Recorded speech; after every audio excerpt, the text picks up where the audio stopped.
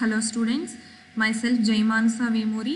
In this video, we are going to learn the concepts of generalization and specialization. Before going to know the generalization and specialization, we should know about the enhanced entity relationship model. Okay, మనం enhanced entity relationship model అనే దాన్ని ఎందుకు derive చేసుకున్నాము అంటే నార్మల్గా మనం use చేసిన entity relationship model అనేది కొన్ని కాంప్లెక్స్ అప్లికేషన్స్ని డెవలప్ చేయడానికి దట్ ఈజ్ నాట్ పవర్ఫుల్. అంటే దానిలో ఉన్న కొన్ని అప్లికేషన్స్ అనేవి ఈ కాంప్లెక్స్ అప్లికేషన్స్ చేయడానికి మనకి ఉపయోగపడట్లేదు. సో దీనికోసం ఏంటి అంటే కొన్ని సిమాంటిక్ మోడలింగ్ కాన్సెప్ట్స్ అనేవి మనకి అవసరం అవుతాయి. దాన్ని ఈ ఎన్హాన్స్డ్ ఎంటిటీ రిలేషన్షిప్ మోడల్ అనేది మనకి ప్రొవైడ్ చేస్తుంది. What are the semantic modelling concepts in ER model? అవి ఏంటి అంటే సూపర్ టైప్, సబ్ టైప్ అనే 2 టైప్స్ ఆఫ్ రిలేషన్షిప్స్ని మనకి ఈ ఈఆర్ మోడల్ అనేది మనకి ప్రొవైడ్ చేస్తుంది. Coming to super type. Super type అంటే ఏంటంటే it is a generic entity type that has a relationship with 1 or more sub types. అంటే ఇది ఒక జనరిక్ ఎంటిటీ సెట్. ఇది ఏం చేస్తుంది అంటే 2 or more దానికి సంబంధించిన సబ్ టైప్స్తో రిలేషన్షిప్ అనేది అది కలిగి ఉంటుంది. అంటే ఆ జనరిక్ ఎంటిటీ టైప్కి ఉన్న ప్రాపర్టీస్ అనేవి ఆ సబ్ టైప్స్కి కూడా ఉంటాయి. For example, player is a generic entity type which has a relationship with 1 or more subtypes like cricket player, football player, hockey player and tennis player. ఇప్పుడు ప్లేయర్ అనే ఒక generic entity set తీసుకుంటే cricket, football, hockey, tennis ఈ players అందరూ they are coming under the player generic entity type. Next one sub type.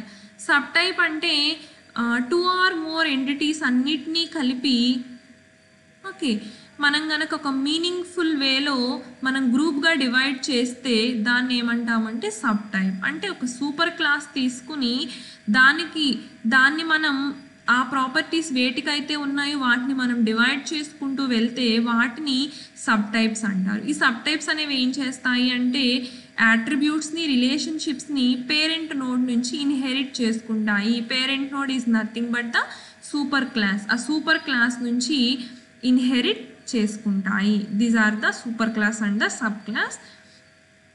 Sub క్లాస్కి example వచ్చేసి there is an entity type engine. There are 2 types of engines, petrol engine and diesel engine. These are the petrol engine and diesel engine are the subtypes. Coming to the student entity, undergraduate and postgraduate. These 2 are the 2 subtypes. Coming to the concept generalization. Usually generalization is a bottom-up approach in which 2 lower level entities combined to form a higher level entity.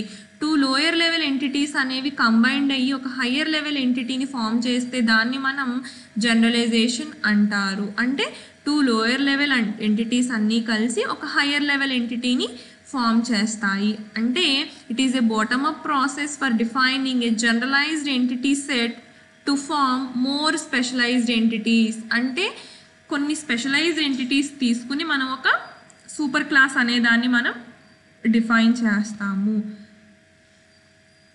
Generalisation అనేది ఏం చేస్తుందంటే 2 entities మధ్య ఉన్న common ఫీచర్స్ని identify చేసి వాటి మధ్య ఉన్న డిఫరెన్సెస్ని మినిమైజ్ చేస్తుంది. It can also be defined as the process of defining a generalized entity type from a set of entity type. ఒక సెట్ ఆఫ్ ఎంటిటీ టైప్ నుంచి ఒక జనరలైజ్డ్ ఎంటిటీ టైప్ని డిఫైన్ చేస్తుంది. ఏం చేస్తుంది అంటే 2 or more క్లాసెస్ నుంచి common ఫీచర్స్ని తీసుకుని వాటన్నిటిని ఎక్స్ట్రాక్ట్ చేసి ఒక సూపర్ క్లాస్ని క్రియేట్ చేస్తుంది. ఓకే, ఇక్కడ ఒక ఎగ్జాంపుల్ డయాగ్రామ్ మనం చూసినట్టయితే హియర్ సేవింగ్ అనేది ఒక అకౌంట్ టైపు, కరెంట్ అనేది ఒక అకౌంట్ టైపు. ఈ రెండింటిని తీసుకుని మనం అకౌంట్ అనే ఒక సూపర్ టైప్ని డిఫైన్ చేస్తున్నాము. Here generalization is a bottom up approach and easier relation. ఇప్పుడు here saving is an account, current is a account. We go with another example. Here we take piano, violin and guitar. These 3 are the musical instrument coming under the string instrument type. అంటే ఏంటి, ఇప్పుడు piano, violin, guitar అన్నిటిని మనం తీసుకుంటే ఆ మూడు దేని కిందకు వస్తాయి అంటే స్ట్రింగ్ ఇన్స్ట్రుమెంట్. ఈ మూడింటిని తీసుకుని మన స్ట్రింగ్ ఇన్స్ట్రుమెంట్ అనే ఒక సూపర్ క్లాస్ని డిరైవ్ చేసుకోవచ్చు. Notation of generalization. జనరల్గా నొటేషన్ ఎలా ఉంటుంది అంటే ట్రయాంగిల్ విత్ ఏ లైన్, ఒక ట్రయాంగిల్ దానికి లైన్ చూపిస్తుంది. Generalization is a relationship. What is is a relationship and attribute inheritance. Is a relationship అంటే ఏంటంటే super type is a sub type, super type instance is a sub type. Okay, అంటే ఏంటంటే sub టైప్లో ఉన్న entity అనేది super type యొక్క instance అని మనం చెప్తాము. జనరల్గా సబ్ క్లాస్ రిలేషన్షిప్ని మనం ఈ ఇయర్ డయాగ్రామ్లో ఈజీ రిలేషన్షిప్తో రిప్రజెంట్ చేస్తాము. Attribute inheritance is nothing but super class నుంచి మన కొన్ని యాట్రిబ్యూట్స్ని, రిలేషన్షిప్స్ని మనం ఇన్హెరిట్ చేసుకోవడమే attribute inheritance. Consider the example employee entity set in a bank. Employee అనే ఒక ఎంటిటీ సెట్ తీసుకున్నట్టయితే there are many types of employees in a bank, clerk, manager and cashier. Okay, వీళ్ళ రోల్స్ వేరే ఉండొచ్చు కానీ వీళ్ళ ముగ్గురు they are coming under the employee entity in a bank. Here the circle represents the easier relationship. Clerk is an employee, manager is an employee, cashier is a employee. అంటే ఈ clerk, manager, cashier అనేవాళ్ళు employee దగ్గర నుంచి కొన్ని అట్రిబ్యూట్స్ని తీసుకుంటారు. అన్నీ కాకపోయినా కొన్ని అట్రిబ్యూట్స్ని like employee ID, date of joining ఇలాంటి అట్రిబ్యూట్స్ అన్నిటినీ తీసుకుంటారు. The sub class instances inheriting the attributes from the superclass. Okay, the subclasses inherit the attributes from the superclass. Okay, each member of the subclass is a member of the superclass. subclass లో ఉన్న ప్రతి member super క్లాస్కి easy a member. అంటే ఇక్కడ ఏం చూపిస్తుంది, the circle represents the relationship between the employee and the sub types. ఆ super టైప్కి sub టైప్కి మధ్య ఉన్న రిలేషన్షిప్ని చూపిస్తుంది. Next one specialisation. జనరలైజేషన్ అంటే ఏం చెప్పుకున్నాము, టూ లోయర్ లెవెల్ ఎంటిటీస్ని కంబైన్ చేసి ఒక హయ్యర్ లెవెల్ ఎంటిటీ అనేది ఫామ్ అవుతుంది అని చెప్పుకున్నాము. స్పెషలైజేషన్ ఏంటి అంటే opposite to the generalisation.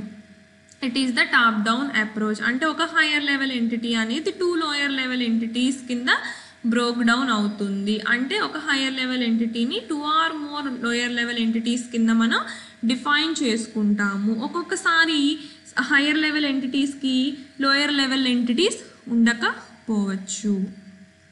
Okay, specialisation is the top down process of defining one or more sub types of super types. ఓకేనా, వన్ ఆర్ మోర్ సబ్ టైప్స్ని డిఫైన్ చేయొచ్చు. ఇది ఏం చేస్తుంది, ఒక సూపర్ సెట్ని మనం డిఫైన్ చేసుకుని దానిలో కామన్గా ఉన్న క్యారెక్టరిస్టిక్స్ అన్నిటిని తీసుకుని మనం డివైడ్ చేసుకుంటూ వెళ్తాము. In specialization, the superclass is defined first and the subclasses are defined next. ఇందులో ఏమవుతుందంటే సూపర్ క్లాస్ అనేది ఫస్ట్ డిఫైన్ చేస్తాము, నెక్స్ట్ సబ్ క్లాసెస్ అనే వాటిని డిఫైన్ చేస్తాము. ఇందులో ఏం జరుగుతుంది అంటే ఆబ్జెక్ట్ అనేది మోర్ స్పెషలైజ్డ్గా మనం చూపిస్తాము. అంటే ఆబ్జెక్ట్స్ మధ్య ఉన్న డిఫరెన్సెస్ మనకి క్లియర్గా తెలుసుకోవచ్చు. Here N example, student is an entity set and full time student, part time student. అంటే ఏంటి, స్టూడెంట్ అనే ఒక ఎంటిటీని తీసుకుని దాన్ని మనం రెండు రకాలుగా డివైడ్ చేస్తున్నాము, full time student and part time students. Full time స్టూడెంట్కి పార్ట్ టైమ్ స్టూడెంట్కి డిఫరెన్స్ ఉంటుంది, కానీ ఇది సేమ్ స్టూడెంట్ నుంచి ఉన్న ప్రాపర్టీస్ని ఇన్హెరిట్ చేసుకుంటుంది.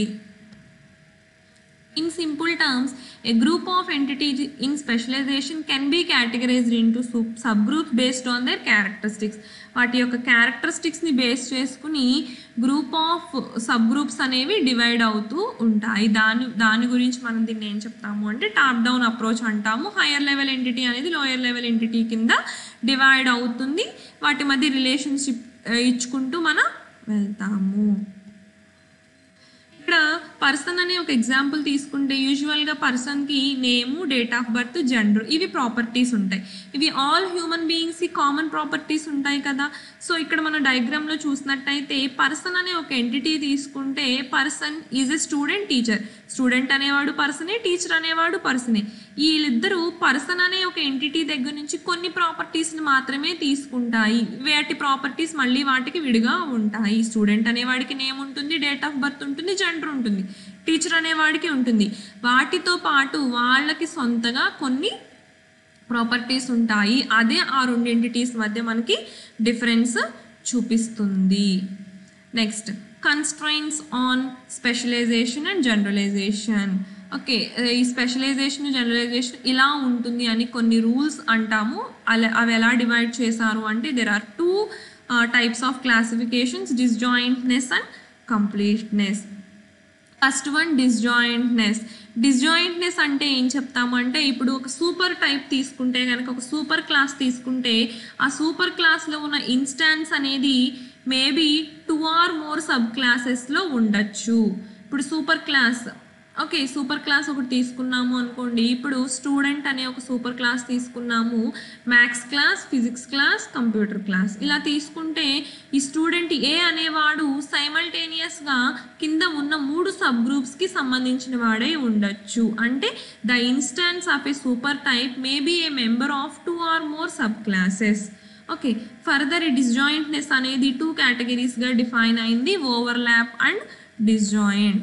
Coming to the overlap entity అంటే సేమ్ ఎంటిటీ ఇన్స్టాన్స్ అనేది మోర్ దాన్ 1 సబ్ క్లాస్లో మెంబర్ అయి ఉండొచ్చు.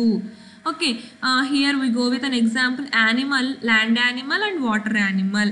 ఇక్కడ మధ్యలో ఓ అనేది ఓవర్లాప్ కన్స్ట్రెయింట్ రిప్రజెంట్ చేస్తుంది. ఇప్పుడు యానిమల్కి కొన్ని ప్రాపర్టీస్ ఉంటాయి.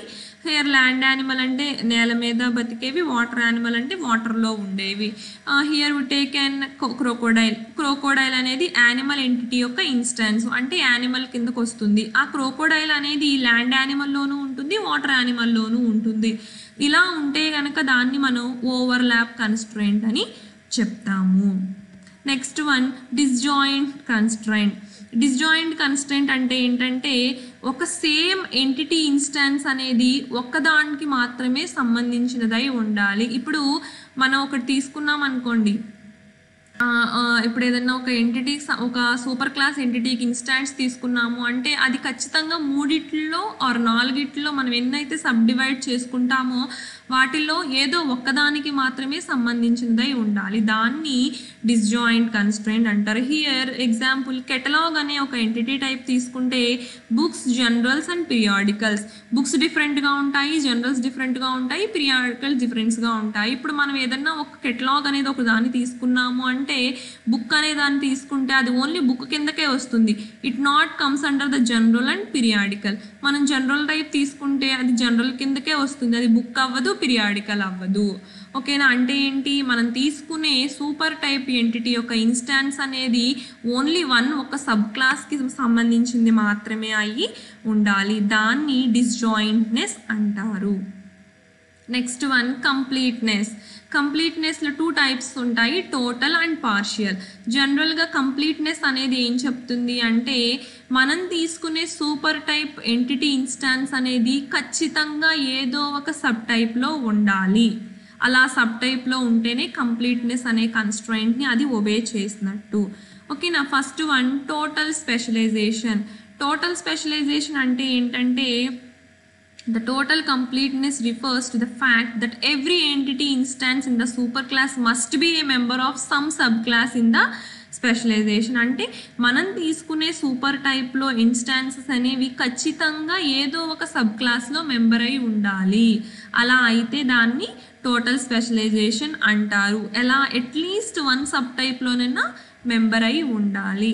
Suppose we take an example, student అనే ఎంటిటీ తీసుకున్నాము, బీఎస్సీ, బీకామ్ అని 2 గ్రూప్స్ తీసుకుంటే మనం తీసుకునే స్టూడెంట్ ఏ ఖచ్చితంగా ఏదర్ బీఎస్సీ అయినా అయి ఉండాలి, బీకామ్ అయినా అయి ఉండాలి. అలా తీసుకుంటే దాన్ని టోటల్ స్పెషలైజేషన్ అంటారు. Here we go with an example, teacher అనే ఒక సూపర్ క్లాస్ తీసుకున్నాము, లెక్చరర్, ట్యూటర్, డిమాన్స్ట్రేటర్.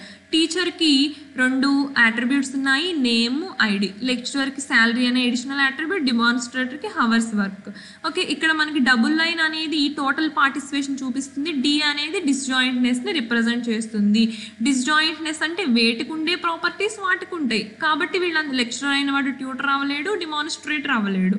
ఓకే, ఇప్పుడు టీచర్లో మనం ఒక 5 మెంబర్స్ని తీసుకుంటే ఆ 5 మెంబర్స్ ఖచ్చితంగా వీటిల్లో ఎవరో ఒకళ్ళు అయి ఉండాలి. ఏదర్ లెక్చరర్ అవ్వాలి, ట్యూటర్ అవ్వాలి, డిమాన్స్ట్రేటర్ అవ్వాలి. అలా కనుక మనం తీసుకుంటే దాన్ని టోటల్ స్పెషలైజేషన్ అంటాము. Next one partial specialization. Partial specialization అంటే ఇప్పుడు మనం తీసుకునే ఇన్స్టాన్సెస్ అనేవి మనకున్న సబ్ క్లాసెస్లో ఉండొచ్చు, ఉండకపోవచ్చు. టోటల్లో ఏం చెప్పుకున్నాం, ఖచ్చితంగా మనం తీసుకున్న ఇన్స్టాన్సెస్ అని ఖచ్చితంగా ఉండాలి. పార్షియల్లో ఏంటంటే ఉండొచ్చు, ఉండకపోవచ్చు. ఇందాక మనం తీసుకున్న ఎగ్జాంపుల్ స్టూడెంట్ ఏ, బి, బిఎస్సి, బీకామ్.